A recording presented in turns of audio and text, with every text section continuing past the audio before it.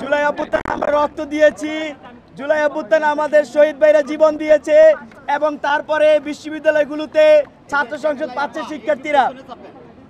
জুলাই অভ্যুত্থানে যে ছাত্ররা ফ্রন্টলাইনে ছিল তাদের বিশ্ববিদ্যালয়গুলোতে ছাত্র সংসদ হচ্ছে।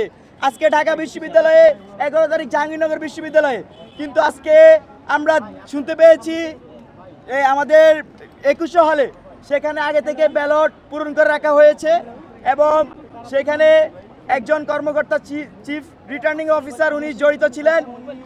আবার শুনতে পেয়েছি আমরা শামসুন্নাহর হলের সেখানেও একটা বড় অংশের টিচার ওনারা ঢুকে একটা নিশ্চিত দলের তারা একটা অ্যাম্বুলেন্স তৈরি করেছে। একজন সাংবাদিক আমাদেরকে নিশ্চিত করেছেন।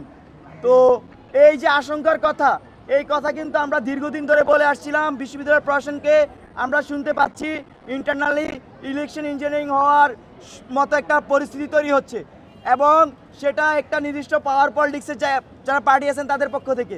তো এই যে আশঙ্কা, সেই আশঙ্কা আমরা দীর্ঘদিন ধরে করে আসছিলাম।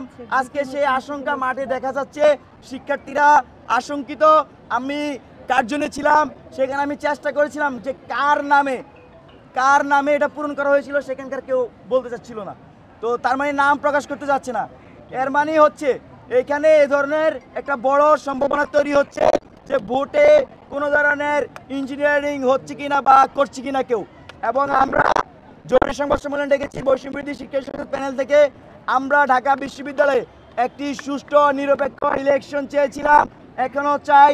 আমরা মনে করি আজকের এই দিনে ঢাকা বিশ্ববিদ্যালয়ের শিক্ষার্থীরা ভোটের মাধ্যমে তাদের যোগ্য নেতৃত্ব খুঁজে নেবেন।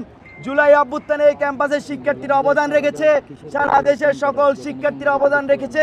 তারা এই ছাত্র সংসদগুলো নিরপেক্ষ ছাত্র সংসদ তারা প্রাপ্য। আমরা মনে করি যারা এভাবে ক্ষমতাকে কুক্ষিগত করার চেষ্টা করছে, যারা নির্দিষ্ট দলকে জিতানো এজেন্ডা বাস্তবায়ন করার চেষ্টা করছে, তাদেরকে ব্যালট বিপ্লবের মাধ্যমে শিক্ষার্থীরা রুখে দিবে।